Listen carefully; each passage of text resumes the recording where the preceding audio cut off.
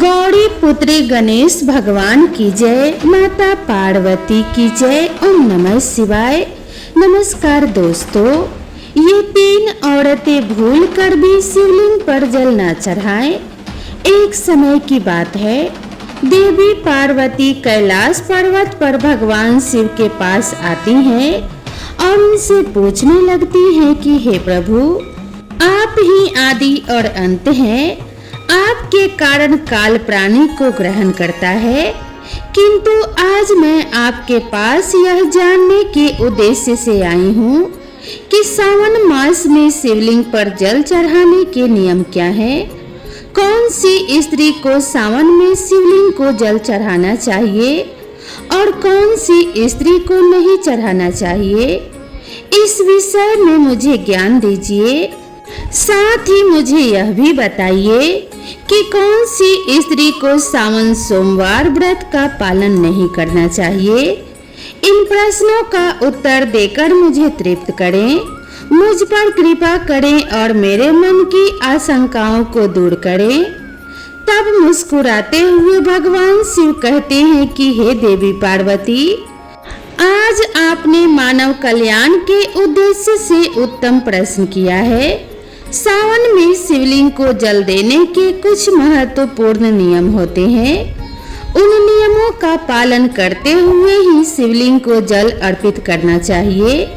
यदि कोई व्यक्ति इन नियमों का पालन नहीं करता है तो उसे महापाप लग जाता है। हे देवी, मैं उस स्थान से रुष्ट होकर चला जाता हूँ जहाँ पर इन नियमों का पालन नहीं किया जाता। आगे भगवान शिव कहते हैं कि हे प्रिय, आज मैं उन तीन स्त्रियों के विषय में बताने वाला हूँ जिन्हें शिवलिंग को जल नहीं चढ़ाना चाहिए। इन स्त्रियों को शिवलिंग पर जल अर्पित करने का कोई शुभ फल प्राप्त नहीं होता है, उल्टा इनके द्वारा शिवलिंग को जल चढ़ाने पर उन्हें महापाप ही लगता है। शिवलिंग ही मेरा साक्षात स्वरूप है, जिसकी नित्य पूजा करने वालों की मैं सदैव रक्षा करता हूँ। आपने देखा कि किस प्रकार मात्र 12 वर्ष की आयु वाले मार्कंडे को अमर होने का वरदान मिला। हे पार्वती, शिवलिंग को जल चढ़ाने के नियम बताने से पूर्व मैं आपको मेरी परम भक्त हर्षिता की एक प्राचीन कथा सुनाता हूँ, जिसे आप ध्यान से सुनिए। जो भी स्त्री सावन माह में इस प्राचीन कथा का श्रवण करती है, उसे शिवलिंग को 100 वर्षों तक जल अर्पण करने का पुण्य प्राप्त होता है। इस कथा को जो भी भक्त ध्यान से और पूरा सुनता है और इसका प्रचार करता है, उसके समस्त दुखों का नाश होता है, उसकी दरिद्रता दूर होती है, वह इस संसार की मोह माया से विरक्त हो जाता है। तब माता पार्वती कहती है कि हे स्वामी, आपके मुख से इस कथा का श्रवण करना बड़े सौभाग्य की बात है। कृपया आप मुझसे वह कथा कहिए, मैं इसे ध्यान से और पूरा अवश्य सुनूंगी। तब भगवान शिव देवी पार्वती को वह कथा सुनाने लगते हैं। इस कथा को आप ध्यान से और पूरा अवश्य सुनिएगा, क्योंकि आधा अधूरा ज्ञान हमेशा ही घातक होता है। तो चलिए आपको यह पावन और पवित्र कथा सुनाते हैं। वह कथा जिसे भगवान भोलेनाथ ने देवी पार्वती को सुनाया था। तो आप सभी दोस्तों से निवेदन है कि कथा सुनने से पहले कमेंट बॉक्स में हर हर महादेव लिखकर अपनी श्रद्धा पूर्वक हाजिरी अवश्य लगाएं। भगवान शिव कहते हैं कि हे देवी पार्वती, पूर्व काल की बात है, अक्षयपुरी नगरी में आरव नाम का एक ब्राह्मण निवास करता था। आरव बहुत ही बुद्धिमान, रूपवान, गुणवान और सभी शास्त्रों में पारंगत था। उसने वेदों का भी अध्ययन किया था। उसी के नगर के पास एक और नगर था, जिसमें गोपाल नाम का एक विद्वान ब्राह्मण रहता था। उसकी एक पुत्री थी जिसका नाम हर्षिता था। वह भगवान शिव की बड़ी सेवा भाव से भक्ति करती थी। नित्य शिवलिंग पर जल देना और उचित नियमों के साथ पूजा आराधना करने के बाद ही उसके दिनचर्या की शुरुआत होती थी। हर्षिता ने मनचाहे वर को प्राप्त करने हेतु 16 श्रावण सोमवार के व्रत भी किए थे। उसके पिता गोपाल ने बड़े ही लाड़ प्यार से अपनी पुत्री का लालन पालन किया था। उसकी पुत्री अत्यंत रूपवती और गुणवान थी। जब हर्षिता विवाह के योग्य हुई तो गोपाल को अपने पुत्री के विवाह की चिंता सताने लगी। इसीलिए उसने अपने पत्नी से कहा कि हे प्रिय, अब हमारी पुत्री जवान हो चुकी है, इसीलिए अब इसका विवाह हमें कर देना चाहिए। तब उसकी पत्नी कहती है कि हे स्वामी, मेरी दृष्टि में एक विद्वान ब्राह्मण है जो मेरे भाई की नगरी अक्षयपुरी में रहते हैं, जिनका नाम आरव है। मैं तो कहती हूँ हमारी पुत्री का विवाह उन्हीं श्रेष्ठ ब्राह्मण के साथ करा दिया जाए। तब गोपाल कहता है कि हे प्रिय, तुम ठीक कहती हो। मैंने भी आरव जी के विषय में बहुत सुना है, इसीलिए अगर संभव होगा तो हम हमारे पुत्री का विवाह उन्हीं के साथ करेंगे। मैं कल ही उनके पास अपने पुत्री के विवाह का प्रस्ताव लेकर जाता हूँ। फिर गोपाल अपनी पुत्री के विवाह का प्रस्ताव लेकर आरव के घर पर जाता है। तभी आरव घर में अपने माता पिता की सेवा कर रहा होता है। जब गोपाल आरव को अपने माता पिता की सेवा करते देखता है तो वह बड़ा खुश होता है और प्रसन्नता पूर्वक उसे निहारते हुए सोचता है, यह ब्राह्मण पुत्र तो कितना महान है। यह तो बड़ी प्रसन्नता से अपने माता पिता की सेवा कर रहा है। जब गोपाल को आरव द्वार पर खड़ा देखता है तो उनका स्वागत करता है और कहता है कि हे विप्रवर, पधारिए, आपका स्वागत है। कहिए मैं आपकी किस प्रकार से सहायता कर सकता हूँ। आरव का अतिथि सत्कार देखकर गोपाल बहुत प्रसन्न हो जाता है। वह देखता है कि आरव का घर अत्यंत पवित्र और शुद्ध होता है। उसके घर में पूरे विधि विधान के साथ शिवलिंग स्थापित किया हुआ है और वह उसकी नित्य पूजा करता है। इसी कारण से गोपाल को विश्वास हो जाता है कि आरव ही उसकी पुत्री के लिए सर्वोत्तम वर है। तभी गोपाल आरव से कहता है कि हे पुत्र, आज मैं आपके पास मेरे पुत्री के साथ आपके विवाह का प्रस्ताव लेकर आया हूँ। मेरी पुत्री के लिए आपके समान श्रेष्ठ वर कहीं और नहीं मिल सकता। तब आरव के माता पिता भी यह बात सुनकर प्रसन्न हो जाते हैं और आरव को विवाह के लिए मना लेते हैं। फिर आरव भी विवाह के लिए तैयार हो जाता है। समय के अनुसार विवाह का मुहूर्त तय किया जाता है और एक पवित्र स्थान पर आरव और हर्षिता का विवाह संपन्न किया जाता है। हर्षिता के सुंदर और मनमोहक रूप को देखकर आरव भी बहुत प्रसन्न होता है। हर्षिता अत्यंत सुंदर, गुणवान और चरित्रवान स्त्री थी। विवाह के बाद जब हर्षिता आरव के घर पर जाती है तो वह भी अपने पति और सास ससुर की बड़ी सेवा करती है। अपनी मधुर वाणी और कार्यों से वह सभी के मन को जीत लेती है। हर्षिता के ससुराल वाले भी उसके कार्य से बहुत संतुष्ट और सदा ही प्रसन्न रहते हैं। हर्षिता नित्य अपने पति से पहले जागकर घर का आंगन साफ करती थी, फिर घर के अंदर साफ सफाई करके स्नान किया करती थी।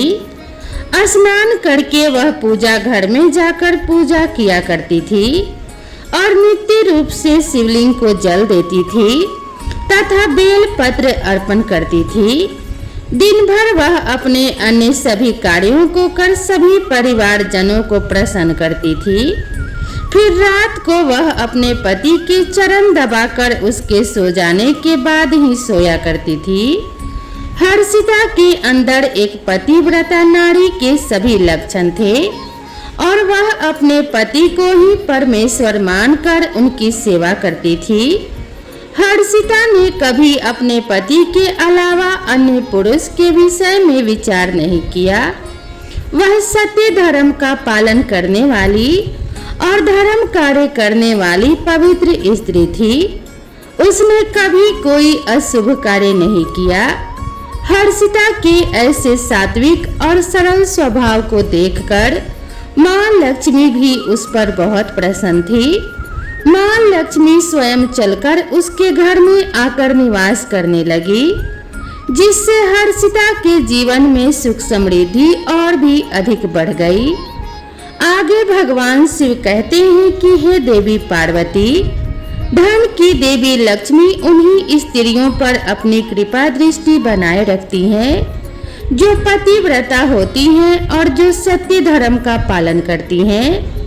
हर्षिता के अंदर वे सभी लक्षण थे जो एक श्रेष्ठ पतिव्रता नारी के अंदर होने चाहिए। लेकिन आगे मैं तुम्हें बताऊंगा कि हर्षिता की एक भूल के कारण उसका पूरा परिवार दुखों के बादलों में डूब गया और उसके जीवन में केवल क्लेश, अशांति और दुख ही आने लगे। हे देवी पार्वती, एक दिन की बात है जिसके अगली सुबह श्रावण मास आरंभ होने वाला था और संयोग से उस दिन अमावस्या भी थी। तब हर्षिता ने दोपहर के भोजन में सब्जी और चावल बनाई थी। उसने सब्जी में अधिक मात्रा में प्याज और अन्य सब्जियों को दही के साथ मिलाकर बनाया था और स्वाद को बढ़ाने हेतु सेंधा नमक का भी उपयोग किया था।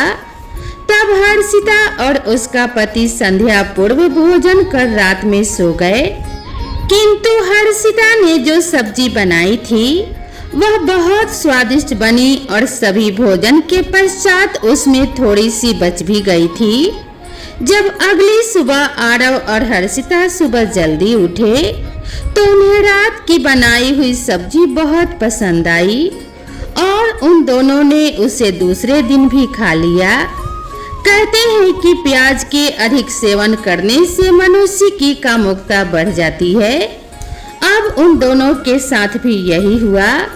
हर्षिता का पति अत्यंत कामातुर होकर सुबह स्नान करने के पश्चात हर्षिता के पास आया और उसने हर्षिता के साथ शारीरिक संबंध स्थापित किया, जिससे हर्षिता का शरीर अपवित्र हो गया। लेकिन हर्षिता का मन भी काम के प्रभाव में ही था, इसीलिए वह भी अपने नीति नियम को भूल गई और उसने अपने पति के साथ संबंध बनाने के बाद बिना स्नान किए ही शिवलिंग को स्पर्श किया और जल चढ़ा दिया, जिससे हर्षिता के शरीर में महामोह ने प्रवेश कर लिया। इस अपवित्र अवस्था को देख शिव जी अपने ही भक्त से रुष्ट होकर वहां से चले जाते हैं। तब से हर्षिता के शरीर में निवास कर रहे उस महामोह ने उसे सभी धार्मिक कार्यों से वंचित कर दिया और उसने अपने सभी श्रावण सोमवार व्रत के पुण्य को नष्ट कर दिया। उन दोनों ने अनजाने में लहसुन प्याज का सेवन किया और सोमवार के व्रत के दौरान हर्षिता ने नमक का उपयोग अपने भोजन में किया, जिस कारण से उसका व्रत भी विफल हो गया। व्रतों को करने से मनुष्य को महापुण्य की प्राप्ति होती है, परंतु हर्षिता अपने अनजान दुष्कर्म से पाप की भागी बनती जा रही थी। महामोह के शरीर में वास होने के कारण हर्षिता की मति भ्रष्ट हो जाती है और इसका विपरीत प्रभाव हर्षिता के पति पर भी पड़ जाता है। वह भी सदा का मातुर होकर हर्षिता के साथ भोग विलास करने लगा। उसका मन सदैव ही काम वासना में लगा रहता था। फिर एक दिन हर्षिता के पति ने सभी सीमाओं का उल्लंघन किया और हर्षिता के साथ मासिक धर्म के दौरान ही उसके साथ संबंध स्थापित किया, जिससे हर्षिता के शरीर में निवास कर रहा ब्रह्म हत्या का पाप उसके पति के शरीर में प्रवेश कर गया। आगे भगवान शिव कहते हैं कि हे देवी, जब स्त्री मासिक धर्म से होती है तो उसके शरीर में 3 दिनों तक ब्रह्म हत्या का पाप निवास करता है, क्योंकि ब्रह्मदेव ने इंद्र के शरीर से ब्रह्म हत्या का पाप निकालकर वृक्ष, जल, अग्नि और अप्सराओं को ग्रहण करने के लिए कहा था। उसी समय से स्त्रियों के शरीर में मासिक धर्म के दौरान ब्रह्म हत्या का पाप निवास करता है। जो भी पुरुष मासिक धर्म के दौरान स्त्री को स्पर्श करता है अथवा उसके साथ संबंध बनाता है तो यह पाप उसके शरीर में प्रवेश कर जाता है। वही ब्रह्म हत्या का पाप हर्षिता के पति के शरीर के अंदर प्रवेश कर गया और वह जमीन पर गिर पड़ा और उसे तुरंत ही कुष्ठ रोग हो गया। उसके अंग अंग जलने लगे और उसके शरीर पर छाले पड़ गए। उसके पूरे शरीर से रक्त और पीप की बदबू आने लगी और वह दर्द से चीखने चिल्लाने लगा, हाय, यह मुझसे क्या अपराध हो गया, मेरे द्वारा यह कैसा भयंकर पाप हो गया है। मैंने सब कुछ जानने के बावजूद महापाप किया है। हे भोलेनाथ, अब मेरी रक्षा कौन करेगा। तभी हर्षिता की सास तुरंत उस स्थान पर आ गई। उसने देखा कि उसका पुत्र कुष्ठ रोग से ग्रसित होकर जमीन पर पड़ा है। वह क्रोध में आकर हर्षिता से कहने लगी, अरे उल्टा पापिनी, तुमने यह क्या कर डाला। अपने ही पति का धर्म तूने भ्रष्ट कर डाला। तूने उसके साथ मासिक पीड़ा में संबंध क्यों बनाया। अपने पति की ऐसी हालत देखकर हर्षिता बहुत घबरा गई और जोर जोर से रोने लगी और कहा, सासू माँ, मुझे क्षमा करो, मुझसे बहुत बड़ा अपराध हो गया है। काम के वशीभूत होकर मेरे द्वारा यह अपराध हो गया है। तब हर्षिता की सास ने कहा कि हे पापिनी, तू इस घर से अभी चली जा। तुझ जैसी उल्टा स्त्री को इस घर में नहीं रहना चाहिए। तूने मेरे बेटे के जीवन को नरक बना दिया है और पता नहीं आगे और क्या करेगी। हर्षिता कहती है, सासू माँ, मैं कहाँ जाऊंगी। मेरे पति के अलावा मेरा कोई नहीं है। मैं उन्हें छोड़कर जीवित नहीं रह सकती। तू कहीं भी जाकर मर जा, लेकिन अब तू इस घर में निवास नहीं कर सकती। इतना कहकर हर्षिता की सास ने उसे धक्के मारकर घर से बाहर निकाल दिया। फिर हर्षिता दुखी होकर घर से निकल गई। उसे अपनी भूल पर बड़ा पछतावा होने लगा। उसे कुछ भी समझ में नहीं आ रहा था कि वह क्या करे। तब हर्षिता चलते चलते एक वन में जाती है। उसी वन में एक शिव मठ होता है। तब उस मठ पर वह सहायता मांगने के लिए जाती है, पर वहाँ कोई नहीं होता है। हर्षिता उसी मठ पर जाकर बैठ जाती है और अपने दोस्त के विषय में सोचते हुए दुखी होने लगती है। फिर कुछ समय के बाद एक साधु उस आश्रम पर आते हैं, जो कि मठ के पुजारी होते हैं। जब वे साधु एक स्त्री को अपने मठ पर दुखी बैठा हुआ देखते हैं तो आश्चर्यचकित हो जाते हैं और पास जाकर उस स्त्री से पूछने लगते हैं कि हे कल्याणी, तुम कौन हो और किस कारण से इस स्थान पर आकर अकेली बैठी हो। तुम्हारे दुख का क्या कारण है। कोई गुप्त बात न हो तो अवश्य बताओ, शायद मैं तुम्हारी कोई सहायता कर सकूं।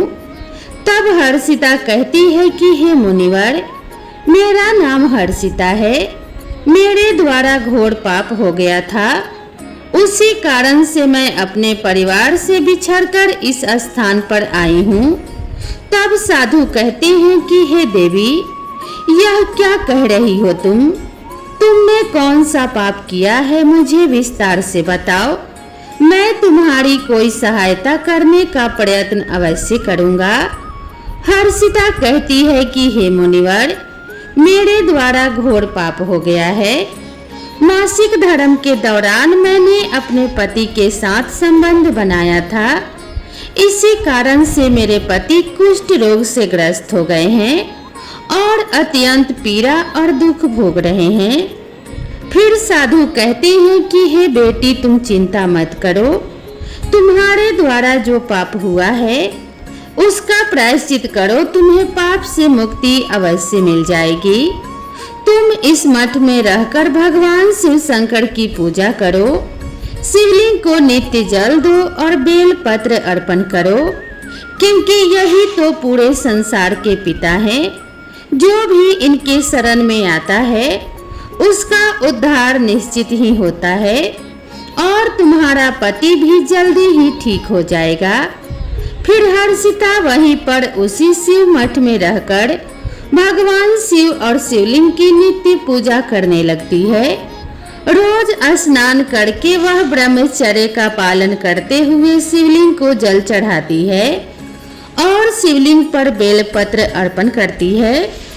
इसके साथ ही भगवान शिव को मिष्ठान का भोग लगाती है और उस मठ में मौजूद सभी गायों को चारा डालती है और उन गायों की सेवा करती है।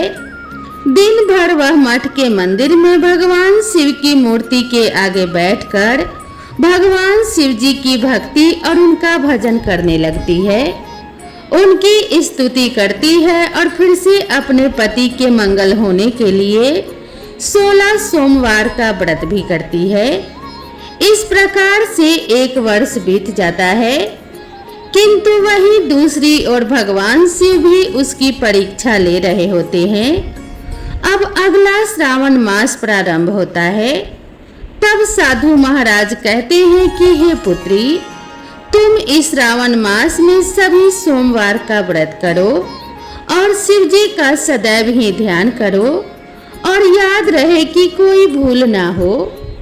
अब मैं तुम्हें सावन सोमवार व्रत के विषय में विस्तार से बताता हूँ, तुम इसे ध्यान से सुनो। किसी भी स्त्री या पुरुष को सावन माह में किसी भी प्रकार के तामसिक पदार्थों का सेवन नहीं करना चाहिए। परहेज की गई वस्तु का सेवन कभी भी नहीं करना चाहिए। हे पुत्री, शिवलिंग पर भूल से भी केतकी के फूल या तुलसी पत्र को अर्पण नहीं करना चाहिए और ना ही शिव जी के पूजा में शंख का उपयोग करना चाहिए। शिवलिंग पर कभी भी हल्दी, कुमकुम और सिंदूर अर्पण नहीं करना चाहिए। अब तुम सच्चे मन से भोलेनाथ की पूजा आराधना करो, वे अवश्य तुम्हारी सभी इच्छाओं को पूर्ण करेंगे। अब हर्षिता इसी प्रकार से सोमवार के व्रतों का पालन करती है, किंतु उसे कोई भी साक्षात्कार या अनुभव नहीं हो रहा था, जिससे हताश होकर वह एक दिन मन में आत्महत्या करने का विचार करती है, क्योंकि उसके जीवन में किसी भी प्रकार का सुधार उसे नजर नहीं आ रहा था। तब वह शिव मठ के पास वाले नदी के किनारे जाती है और भगवान शिव का स्मरण करते हुए जल समाधि ले लेती है, किंतु उसी समय एक चमत्कार हो जाता है। जिस प्रकार से हर्षिता जल में प्रवेश करती है, ठीक उसी प्रकार से वह वापस जल से बाहर आती है। जब वह अपनी आंखें खोलती है तो उसके सामने स्वयं भगवान शिव प्रकट हो जाते हैं। भगवान शिव हर्षिता के दृढ़ निष्ठा और भक्ति से अत्यंत प्रसन्न हो जाते हैं और हर्षिता को साक्षात दर्शन देते हैं। भगवान शिव को साक्षात अपने सामने खड़ा देखकर हर्षिता उन्हें बारंबार प्रणाम करने लगती है और उनकी स्तुति करने लगती है। तब भगवान शिव हर्षिता से कहते हैं कि हे पुत्री, तुमने बड़ी ही श्रद्धा से और भक्ति भाव से मेरी आराधना की है, इसीलिए अब मैं तुम पर प्रसन्न हूँ। कहो तुम्हारी क्या कामना है। तब हर्षिता कहती है कि हे प्रभु, कृपया मुझे बताइए मेरे किस दोष के कारण मेरे अंदर काम का वास हो गया, जिस कारण से मेरे द्वारा घोर पाप हुआ और मेरे पति को कुष्ठ रोग हो गया। भगवान शिव कहते हैं कि हे पुत्री, अब तुम ध्यान से सुनो। तुम्हारे द्वारा अनजाने में ही एक पाप हुआ था, जिस कारण से तुम्हारे अंदर महामोह ने प्रवेश कर लिया था। एक दिन सावन माह में तामसिक पदार्थ का सेवन करके तुमने अपने पति के साथ संबंध बनाने के बाद बिना स्नान किए ही शिवलिंग स्पर्श करते हुए जल दिया था। पति पत्नी जब रति क्रिया करते हैं तो उनका शरीर अपवित्र हो जाता है और ऐसी अवस्था में शिवलिंग को कभी स्पर्श नहीं करना चाहिए। शिवलिंग मेरा ही पूर्ण अंश अवतार है। तुमने अपवित्र अवस्था में ही शिवलिंग को जल अर्पण किया था, जिस कारण से मैंने तुम्हारे घर का त्याग किया और फिर महामोह ने तुम्हारे अंदर प्रवेश कर लिया। उसी महामोह के कारण तुम्हारे और तुम्हारे पति के अंदर काम का प्रभाव अधिक बढ़ गया और मासिक धर्म के दौरान स्त्री के साथ संसर्ग होने के कारण तुम्हारे पति को कुष्ठ रोग हो गया था। तब हर्षिता कहती है कि हे प्रभु, अनजाने में मुझसे यह बड़ा पाप हो गया। अब इस पाप के प्रायश्चित का क्या उपाय है? भगवान शिव कहते हैं कि हे हर्षिता, इस पाप का प्रायश्चित तुमने 1 वर्ष तक ब्रह्मचर्य व्रत का पालन करके कर लिया है और 16 सोमवार का निरंतर व्रत भी किया, इसीलिए अब तुम पापों से मुक्त हो। हर्षिता कहती है कि हे प्रभु, कृपया करके मुझे बताइए कि किस अवस्था में शिवलिंग को जल नहीं चढ़ाना चाहिए और शिवलिंग पर जल चढ़ाने के क्या नियम हैं। तब भगवान शिव कहते हैं कि हे पुत्री, अब मैं तुम्हें शिवलिंग को जल देने के नियम बताता हूँ, तुम इसे ध्यान से सुनो। हे पुत्री, शिवलिंग अत्यंत पवित्र होता है और यह मुझे सबसे अधिक प्रिय भी है, इसीलिए इसकी सात्विकता और पवित्रता बनी रहनी चाहिए। शिवलिंग को कभी अपवित्र अवस्था में स्पर्श नहीं करना चाहिए। जो स्त्री मासिक धर्म से हो उसे कभी स्पर्श नहीं करना चाहिए। मासिक धर्म के दौरान स्त्री के शरीर में ब्रह्म हत्या का पाप होता है। ऐसे में स्त्री को शिवलिंग को जल नहीं चढ़ाना चाहिए। किसी भी स्त्री और पुरुष को संबंध बनाने के बाद शिवलिंग को स्पर्श बिल्कुल भी नहीं करना चाहिए और ना ही उन्हें जल चढ़ाना चाहिए। संबंध बनाने पर स्त्री और पुरुष का शरीर अपवित्र हो जाता है। ऐसी अवस्था में शिवलिंग को स्पर्श करने से दोष लगता है और यह महापाप के समान होता है। हे पुत्री, जो स्त्री अपने पति का त्याग करके चली गई हो, जो विवाह के पश्चात अपने पति को छोड़कर अन्य पुरुष के साथ निवास कर रही हो, ऐसी स्त्री को कभी भी शिवलिंग पर जल नहीं चढ़ाना चाहिए। शिवलिंग की पूजा करने का अधिकार केवल पतिव्रता या कुंवारी स्त्रियों को ही है। जो स्त्री आलसी वेश्यावृत्ति की या अनेक पुरुषों के साथ संबंध बनाती है, उन्हें शिवलिंग को जल नहीं चढ़ाना चाहिए। आगे भगवान शिव कहते हैं कि हे हर्षिता, मैंने तुम्हें शिवलिंग को जल देने के संबंध में महत्वपूर्ण नियम बताए हैं, तुम इसे ध्यान में रखो। तब हर्षिता कहती है कि हे प्रभु, मेरे पति कुष्ठ रोग से पीड़ित हैं, कृपया करके मेरे पति को रोग से मुक्त कीजिए। तब शिव जी कहते हैं कि हे पुत्री, तुमने इस शिवलिंग की 1 वर्ष तक पूजा की है और नित्य बेलपत्र अर्पण किया है। वृक्षों में बेलपत्र मुझे सबसे अधिक प्रिय है। शिवलिंग पर तुमने जो बेलपत्र अर्पण किए थे, तुम इसके पत्ते ले जाकर अपने पति को गुप्त रूप से खिला दो। तत्पश्चात वह रोग और पापों से मुक्त हो जाएगा। इतना कहकर भगवान शिव अंतर्ध्यान हो गए। यह सुनकर हर्षिता बहुत प्रसन्न हो जाती है और भगवान शिव को बारंबार प्रणाम करके धन्यवाद देती है। फिर हर्षिता उस शिवलिंग पर अर्पित बेलपत्र के कुछ पत्ते उठाकर घर पर जाती है और अपने कोढ़ी पति को खिला देती है। शिवलिंग के पत्ते खाते ही उसका पति एकदम से स्वस्थ हो जाता है और हर्षिता को गले से लगा लेता है। हर्षिता की सास भी जब यह चमत्कार देखती है तो वह बड़ी प्रसन्न हो जाती है और फिर वे सभी प्रसन्नता से रहने लगते हैं। तो प्रिय श्रोताओं, भगवान शिव कहते हैं कि हे देवी पार्वती, इसीलिए इन अवस्थाओं में स्त्रियों को शिवलिंग पर जल नहीं चढ़ाना चाहिए और ना ही शिवलिंग को स्पर्श करना चाहिए, अन्यथा इसके अशुभ परिणाम भोगने पड़ते हैं, जैसा हर्षिता के साथ हुआ था। तो प्रिय दोस्तों, चलिए अब हम जानते हैं शिवलिंग से जुड़े कुछ महत्वपूर्ण नियम। क्या आप जानते हैं भगवान शिव जी की पूजा में इन 3 चीजों का उपयोग वर्जित है। आपको पुण्य की जगह पाप मिलेगा। तो चलिए जान लेते हैं वह 3 चीजें कौन सी हैं।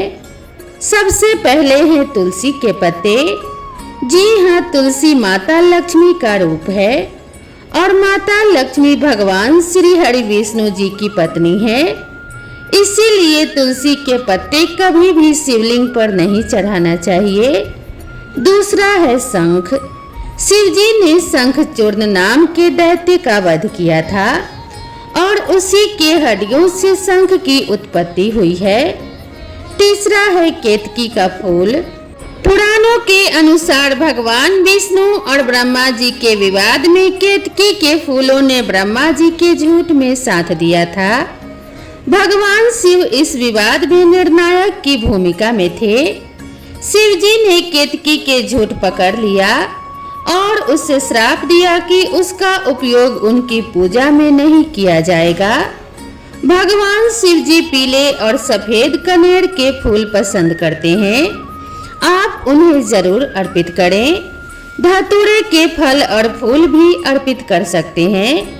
साथ ही दूध और चंदन से लेप चढ़ाना भी शुभ माना जाता है।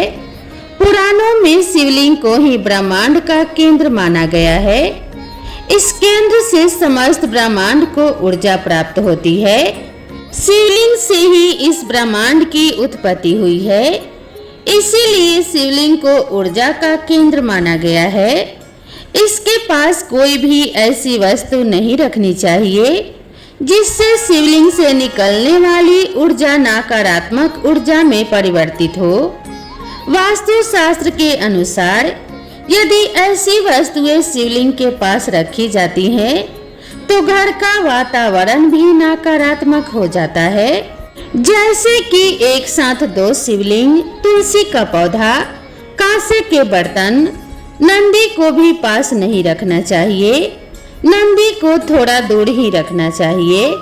पूजा स्थल पर या उनके आसपास अशुद्ध, अपवित्र और अशुभ समझी जाने वाली वस्तुएं भूल कर भी पास में नहीं रखना चाहिए, जैसे चमड़े की वस्तुएं, मृत व्यक्ति या अस्थि कलश, हड्डियां, मांसाहार आदि। मंदिर और उसके आसपास शुद्धता और सात्विकता रहनी चाहिए।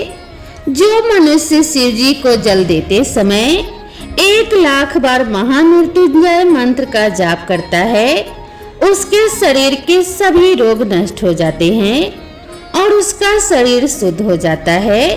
जो 2,00,000 बार महामृत्युंजय मंत्र का जाप करता है, उसे अपने पूर्व जन्म की बातों का स्मरण होने लगता है।